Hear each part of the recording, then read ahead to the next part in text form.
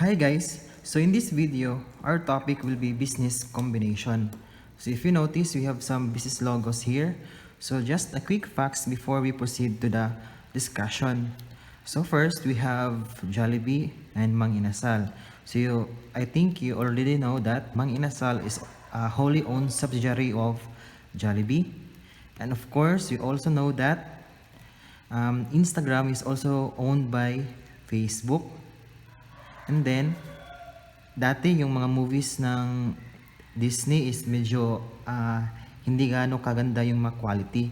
But after acquiring Pixar, so we have now Toy Story, ano pa, basta madami na yung movie nila na mas maganda na yung quality dahil binili na yung Pixar Studios.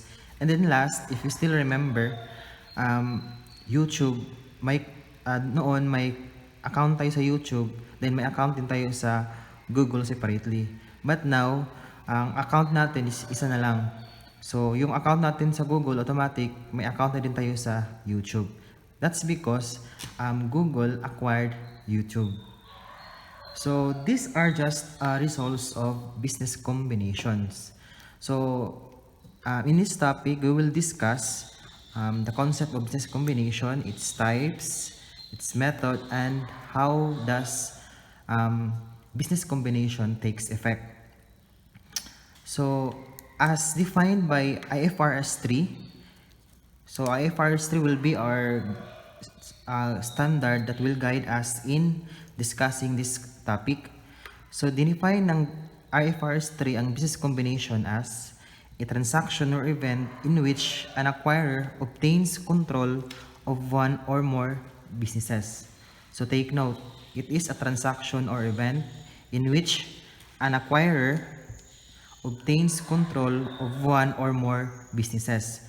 So take note, dapat acquire natin isa lang. But an acquirer can obtain control over one or more businesses. So kung sa family natin, isa lang yung parent natin, but a parent can have more than one child. So the same lang yung concept. So an acquirer obtains control over an acquiree or acquirees by either acquiring the assets and liabilities of the acquiree or acquiring some number of shares to the acquiree wherein the parent or the acquirer can now control the acquiree. So that's the two types of business combination. So first, we have the net asset acquisition and the stock acquisition. So sa net asset acquisition, as I've said earlier, si acquirer, binili niya yung assets as well as ang liabilities ni acquiree. So all those assets owned by the acquiree as well as its liabilities will be transferred to the acquirer. So normally, the acquiree will now cease to operate because all of its assets are transferred to the acquirer. Sa stock acquisition naman, hindi yung assets yung binili, kundi the acquirer obtains or acquires a number of shares wherein he can control the acquiree. So for example, si acquiree natin meron siyang 100,000 shares outstanding. Meaning, these are issued and held by the shareholders. So assuming out sa 100,000 shares outstanding or held by the shareholders, inacquire ni parent yung 60,000 shares. So 60 divided by 100, so 60% is now owned by the acquirer. So meaning, the acquirer now can control the acquiree.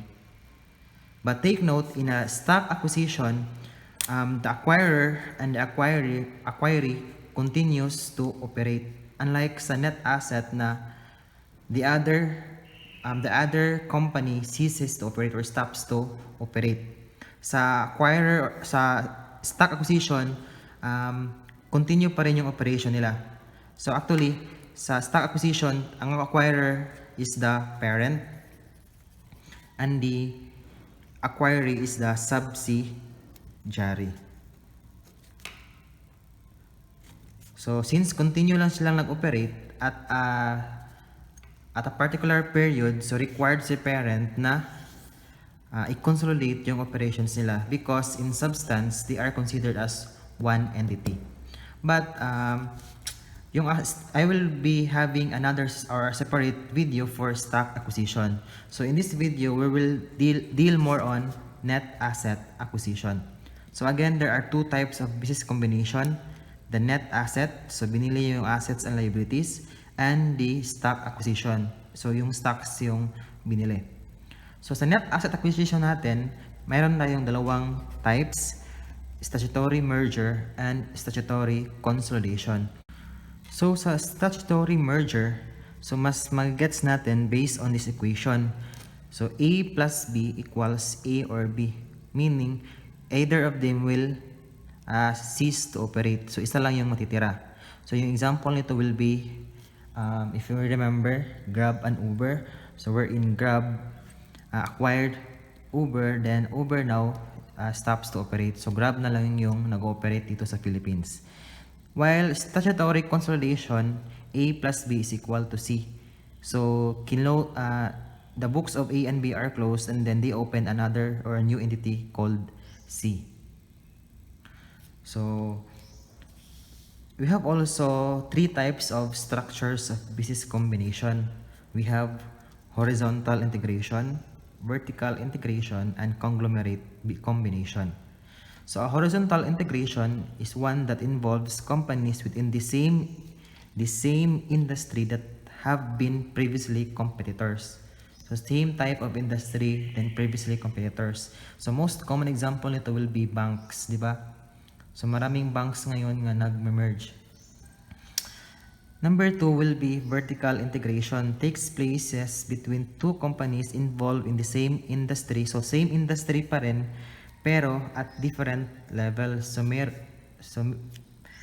maybe the other company is matagal na nag-ooperate, then yung isa is ka-startup pa lang. So yung another example din ito is yung company, so instead mag-buy siya sa supplier niya, in-acquire na lang yung supplier.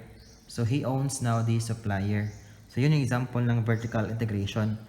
And last, we have conglomerate combination. One involving companies in unrelated, so hindi the same yung industry, having little or little lang, if any, production or market similarities for the purpose of entering into new markets or industries. So maybe food industry, nag-acquire ng lending, so yun, yung ibang industry. So those are the different structures of business combination. So we proceed to the method. So ano ba yung gagamitin natin in accounting for business combination? So before, there are two types of method. The purchase method and the pooling of interest method. So dati yun.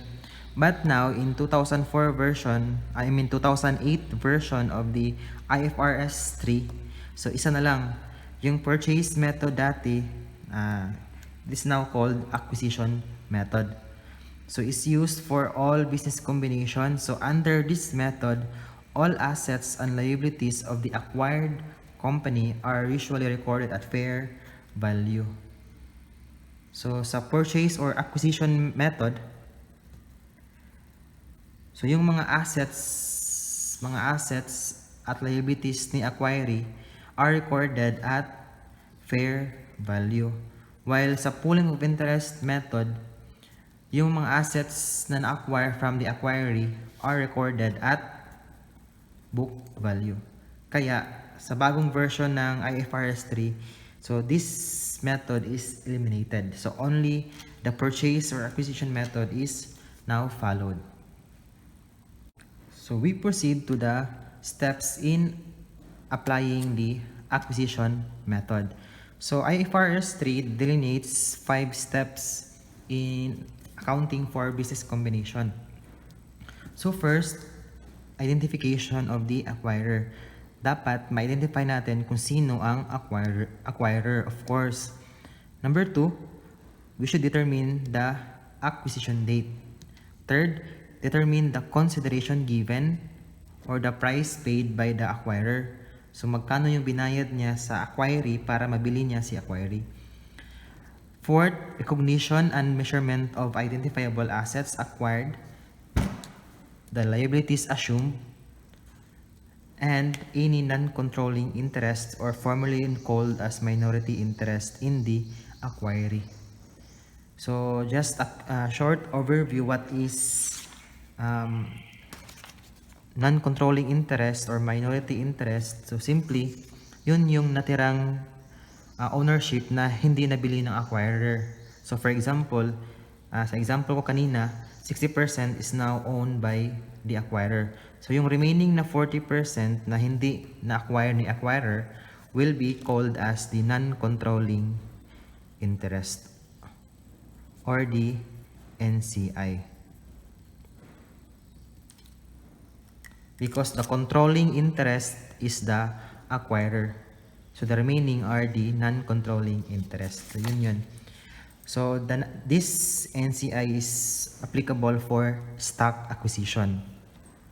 Then last step will be recognition and measurement of goodwill or gain from a bargain purchase. So those are the 5 steps in accounting for business combination. So let's discuss it one by one. So first, identifying the acquirer. So di ba, IFRS 3 is the standard that will guide the acquirer how to account the business combination. So we need to identify who is the acquirer. So sino ba si acquirer? So the acquirer is usually the one or the entity that transfers cash. Syempre, di ba kung illustrate natin, ito si acquirer, then si acquiree. So in order to obtain control over the acquiree, dapat may ibabayad si acquirer. So payment. So normally, in a business combination, the acquirer is normally the entity that transfers cash. So kung sino nagbabayad towards the acquired entity. So the one that transfers cash or other assets where the business combination is effected in this manner. Or the acquirer is usually, but not always, issuing the equity interest where the transaction is effected in this manner. However, the entity also considers other pertinent facts and circumstances. So bakit hindi always? Because si acquirer can obtain control over the acquiree by issuing its own shares. So instead cash na ibabayad niya, mag-i-issue siya ng kanyang own shares. However, there are some cases na kahit si acquirer ang nag-issue ng shares to acquiree, si acquiree ang nag-obtain control over the acquirer. So ang tawag doon is reverse acquisition. Kaya sinabi sa standard na but not always. So this will be discussed later on or in a separate video. Third will be the acquirer is usually the entity with the largest relative size. So usually the largest entity, large in terms of assets, revenues, or profit. Then for business combinations involving multiple entities, so marami yung binili niya, consideration is given to the entity initiating the combination. So kung sino yung nag-initiate ng combination and the relative sizes of the combining entities. So first step sa combination, identify who is the acquirer. Second, determine the acquisition date. So kailan ba yung acquisition date? So an acquirer considers all pertinent facts and circumstances when determining the acquisition date. So the date in which the acquirer obtains control of the acquirer. So kung kailan na-control ni acquirer si acquiree. The acquisition date may be at the date earlier or later than the closing date. So ano ba yung closing date? Closing date is the date which the acquirer legally transfers the consideration, acquires the assets, and assumes the liabilities of the acquiree. So, bakit ba need natin i-determine kung kailan yung acquisition date? So, the acquisition date is critical. Why? Because it is the date used to establish the fair values of the company acquired. Because, di ba, sa acquisition method, those assets and liabilities acquired from the acquiree should be measured at fair value. But what fair value? On December 1 ba? January 1 ba? Di ba? Maraming dates. So, dapat yung fair value at the date of the acquisition ang gagamitin. Kaya importante din na ma-determine natin kung kailan yung acquisition date. So, third, determine the consideration given. So, consideration given is the price paid by the acquirer. So, magkano yung binayad niya para ma-acquire niya si acquiree. So, generally, consideration given or price paid by the acquirer is assumed to be the fair value of the acquiree as an entity. So, syempre, kung magkano yung value ng in-acquire mo, so yun din ang babayaran mo. So, yun yung ibig sabihin ng sentence na to. IFRS 3 requires these considerations to be measured at fair values on the date of acquisition. So, as I've said, normally, kung magkano yung value ng in-acquire niya or the acquiree, yun yung babayarin niya. However, that will not always be the case. So, pwedeng sobra yung binayad niya or kulang yung binayad niya sa value ng acquired entity. So, these considerations may include or the sum of first assets transferred by the acquirer. So, ano ba yung pwede niyang asset na pwede niya ibayad? So, pwede siya magbayad ng cash, of course. Kung wala siyang cash, pwede siyang magbayad ng non-cash. So, kung papayag yung acquiree, so pwedeng inventory, property, or land. So, pwede cash or non-cash. Or kung walang asset si acquirer, so pwede din siyang mag-issue ng bonds. That's why we have included din yung liabilities incurred by the acquirer. So, that will be bonds payable. Or there are some cases na may additional payment pa nga, itinatawag siyang contingent consideration. So, liability din ito. So, I will discuss further of this later. Then, aside from cash and liability, the acquirer can also issue shares. So, pwede ring shares ang gamitin niya as payment. So, it's either be an ordinary share or preference share. And in order to effect a business combination, so it is inevitable to incur costs. Siyempre, may mga babayarin ka na mga expenses. So, these are called acquisition-related expenses. So, this cost, the cost the acquirer incurs to effect a business combination, such as broker's fee, accounting, legal, and other professional fees, general and administrative costs. So, in general, these costs are accounted as expense. So, these are accounted as expense, whether direct man siya or indirect. So, remember ha, in general, costs that are incurred in relation to business combination are expensed outright. So, whether direct or indirect. So, ano ba yung direct?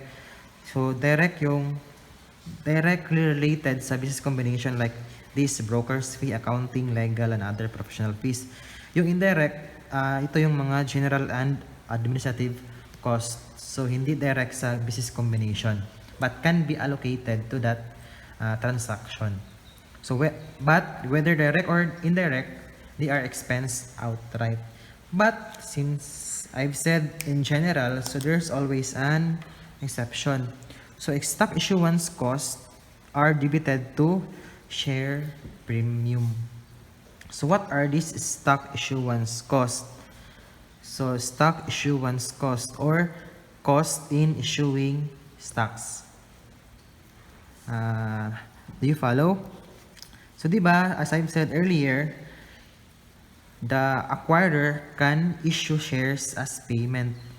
So, in issuing these shares, all expenses related in issuing these shares are called stock issuance cost. So, sabi dito, basta expenses na related sa issuance of shares are not expensed but debited to share premium. To be specific, it must be debited to the share premium on the new issuance. Meaning, di ba pag mag-issue ka ng shares, credit ka ng ordinary share capital at par value, any excess of fair value over par value will be credited to share premium. So, in case may stock issuance costs, so any cost will be offset against this share premium. However, if this share premium is not enough to, or the amount is insufficient for the stock issuance cost, so mas malaki yung stock issuance cost natin, any remainder will be debited to the share premium original balance or beginning balance. So kung may beginning balance na share premium si acquirer, so yung excess will be debited to share premium. So again, number 1, share premium new issuance. So, yung share premium sa shares na inisyu niya kay acquiree. Kung hindi akasya yung share premium sa new issuance, ang next natin will be the share premium on the original or the beginning balance. If walang share premium original balance or hindi rin enough, our last result will be the retained earnings. So this is based on the Philippine Interpretation Committee or PIC. Then, di ba, as I've said earlier, pwede ding mag-issue ng bonds. Take note then na any cost, especially direct cost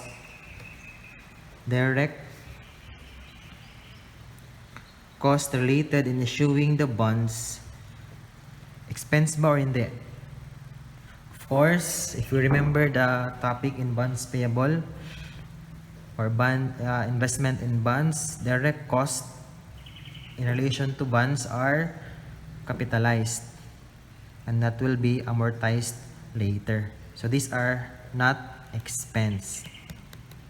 So take note po ha. So next, nasa 4th step na tayo.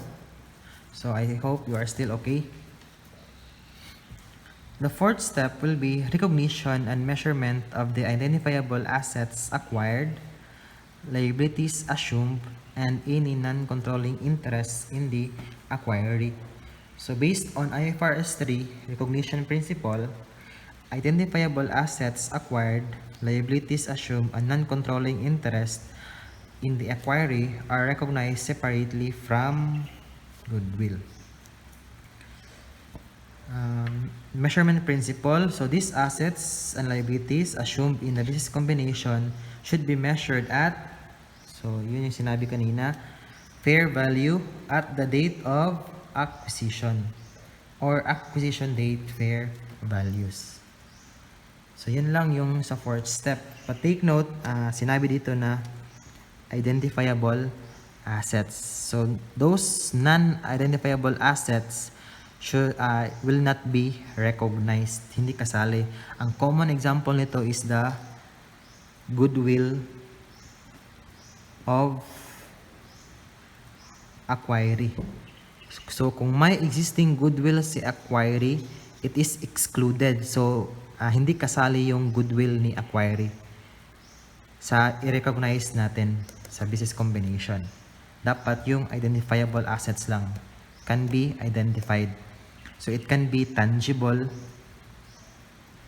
or intangible assets so long as it can be identified. However, the following exceptions to the above principles shall apply. So first, these are exemptions. Liabilities and contingent liabilities within the scope of IAS 37 or IFRIC 21. Second, contingent liabilities and contingent assets. So the requirements for IAS 37 provisions, contingent liabilities and contingent assets do not apply to the recognition of contingent liabilities. So take note, hindi applicable yung IAS 37 natin if in case si acquiree may contingent liability arising in business combination. So diba, if you still remember the concept of contingent liability in your financial accounting 2, so based on PAS or IAS 37, there are two requirements for contingent liability. So first, it must be a present obligation arising from past events, and it is probable that there will be an outflow of economic resources in the future, diba? However, in IFRS 3, so this will not apply. IAS 37 will not apply. So yung requirement sa IFRS 3 will be, it is still a present obligation arising from past events, but wala na tong second requirement. So it was replaced by fair value can be measured reliably. So hindi na necessary na probable. So as long as the fair value can be measured reliably, the contingent liability is recognized. So meaning, even though the liability is possible only, not probable, but it can be recognized in the business combination as long as its fair value can be reliably measured. So yun yung kaibahan dito sa IFRS 3. So moreover, the acquirer does not recognize any contingent assets in a business combination. So contingent assets are not recognized. So same pa rin yung income tax, hindi IFRS 3 ang gamit, kundi IAS 12, employee benefits, IAS 19, indemnification of assets, acquired assets, share-based payment transactions, and assets held for sale or non-current assets held for sale. So IFRS 5 yung applicable or ang gagamitin na standard. So yun lang sa step number 4. Again, recognize and measure the identifiable assets at fair value on the date of acquisition. So we proceed to the 5th step. So the 5th step is recognition and measurement of goodwill or a gain from bargain purchase. So according to IFRS 3, goodwill daw is measured as the difference between the aggregate or the sum of the value of the consideration transferred, generally at fair value, plus amount of non-controlling interest, plus business combination achieved in stages. So ito yung tinatawag na step acquisition. Yun yung first is 20% pa yung interest niya, dinagdagan niya ng 40%, so naging 60%. So may control na siya sa acquiree. So yun yung business combination achieved in stages or step acquisition. So we will discuss it later. Then the acquisition date, fair value of the previously held equity interest in the acquiry. So the sum of those less the net of the acquisition date amounts of the identifiable assets acquired and the liabilities assumed. So simply put, let us use this formula na lang para mas madaling maintindihan. To compute the goodwill or gain on bargain purchase, simply add all the consideration transferred or paid. So the aggregate of those considerations less the fair value of the net assets. So net assets meaning fair value of the assets less mo yung fair value of liability ni acquiry. Nagets ba? So if the excess is positive, meaning mas malaki yung binayad kaysa sa value ng acquiry, so the resulting amount will be goodwill. Otherwise, if the fair value of the acquiry is greater than the considerations paid, the resulting amount will be considered as gain on bargain purchase. So, yun lang yung 5 steps ng acquisition method of business combination. So, let me reiterate. Sana ba yun? First, identify who is the acquirer. Determine the acquisition date. Determine the price paid. Fourth, recognize the assets, liabilities, and non-controlling interest. And last, recognize and measure any goodwill or gain. So, yun lang yung concepts natin. So, let's proceed to the problems para mas maintindihan natin and then ma-apply natin yung concepts. So, let us have here our first example, problem number 1. So, let me read. The condensed balance sheet of Lilia Corporation as of December 31, 2007 is shown below. So, current assets, plant assets, total assets, liabilities, and shareholders' capital. So, dito may book value, then dito may fair value. On January 8 daw, Atlas Company paid 500,000 cash to acquire for the net assets of Lilia Corporation. So, ang question is, magkano daw ang goodwill as a result of the merger? So, let's apply the 5 steps of this combination. So, ano ba yung first step? Identify who is the acquirer. So, sino ba yung acquirer natin? So, si Atlas Company. Siya yung nagbayad kay Lilia. Next will be the acquisition date. So, kailan ba in-acquire? December ba? No. On January 1, 2008. Then, determine the consideration given. So, ano yung binayad? 500,000. Then, aside sa 5-step class, guys, another thing that you should always determine in answering problem solving like this, you should know, you should identify what type of business combination is this, whether it is a net asset or a stock acquisition. So of course, it was expressly stated here na inacquire ni Atlas yung net assets ni Lilia.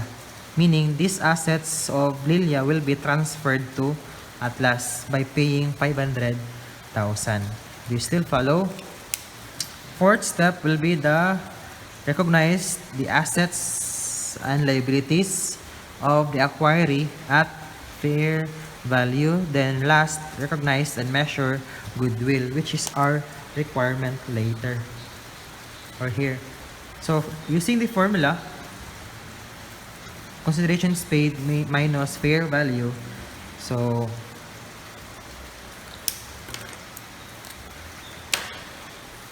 considerations paid or CP, magkano yung binayad? 500,000. Then less fair value of the net assets of the acquiree. or FVNAA. So magkano ba yung fair value of the net assets of the acquiree? So simply, fair value of the assets less fair value of the liabilities. So magkano ba yung fair value ng assets? So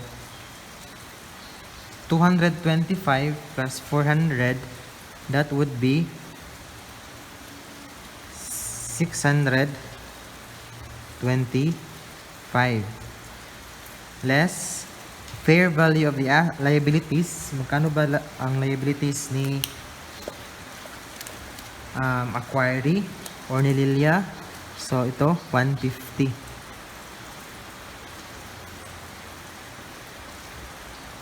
So 625 minus 150, that would be 475. So ito yung fair value of the net assets of the acquiree. So less lang natin. So since yung answer natin is positive 25, so this amount will be considered as goodwill. Diba sinabi ko kanina na normally the amount paid by the acquirer usually the fair value of the acquired company, which is 475. Pero mas malaki yung binayad niya, so hindi siya loss. So meaning there's something intangible with the acquired entity that makes the acquirer pays an amount more than its fair value. So yun yung answer natin sa problem number 1, goodwill.